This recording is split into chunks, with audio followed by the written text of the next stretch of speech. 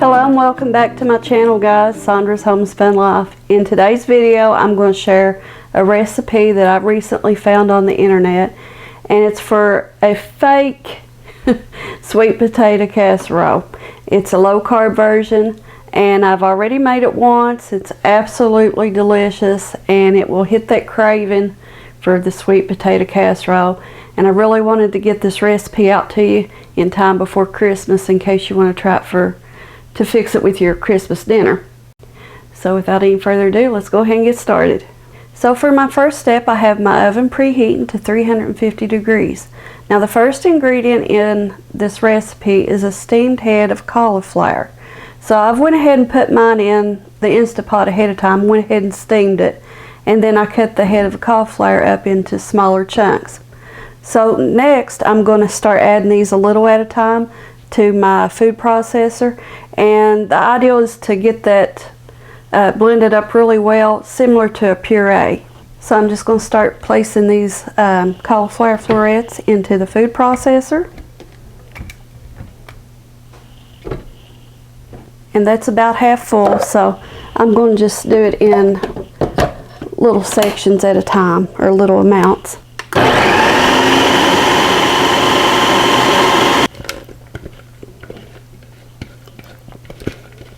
I have my steamed head of cauliflower all pureed up, so I'm going to measure out about 3.5 cups worth for our recipe.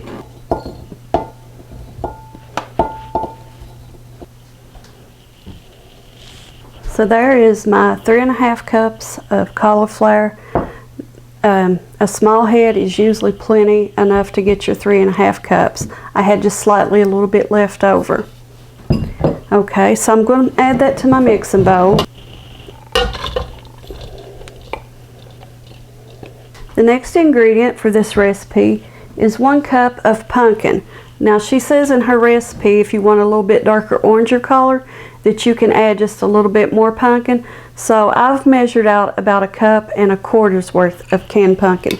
And this is just the plain pumpkin. It doesn't have any flavorings or seasonings like the pumpkin spice or anything like that.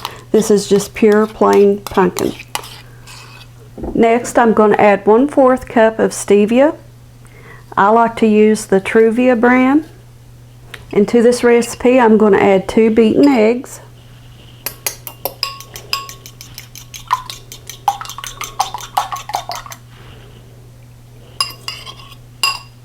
And the next ingredient is 1/2 cup of unsweetened almond milk, or you can also use heavy cream for this. Next I'm just going to season it with a little bit of salt, a teaspoon of vanilla, and then I have 1/3 cup of melted butter.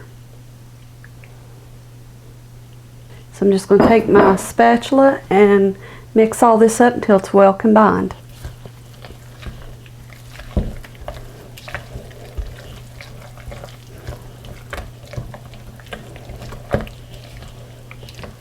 Okay, I have the mixture well combined, so next I'm going to get a casserole dish down and grease it and put this filling over into that casserole dish.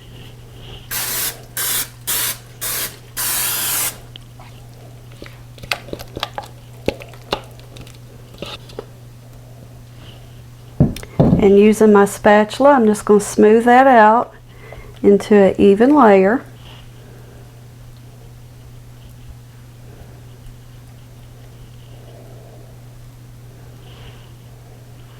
Okay, for my next step now I'm going to fix the topping that goes over top of the filling.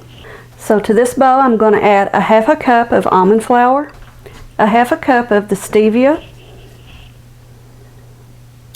and just using a fork I'm going to mix that together.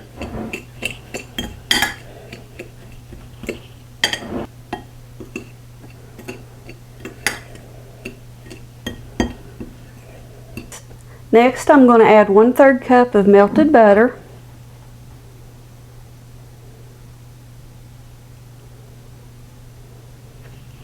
and I'm going to mix that together.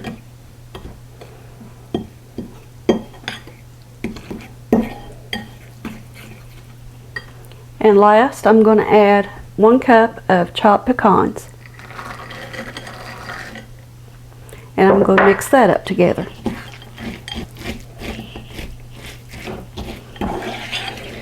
Okay, I have that nicely combined.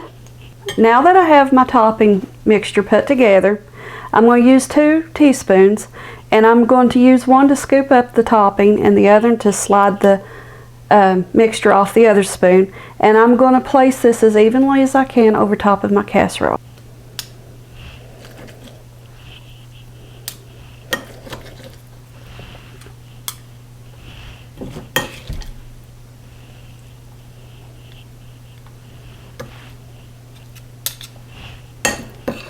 Okay, I have my topping evenly spread across the top of my casserole, so now it's ready to go in my preheated oven, and I'm going to bake this for about 35 to 45 minutes. So once it's done, I'll bring it back and I'll show you how it turned out. I have my casserole out of the oven. I'm going to allow it to cool, and then it'll be ready to serve. This is a wonderful recipe. I hope if you like sweet potato casserole that you will give this lower carb version a try if you're trying to stick to a low carb diet. I don't think you're going to be disappointed. It has all of the things of a classic sweet potato casserole that you like the sweetness and the crunchy topping and then the pecans. This cauliflower recipe does it for me. So I hope you've enjoyed today's video, and until next time guys, bye.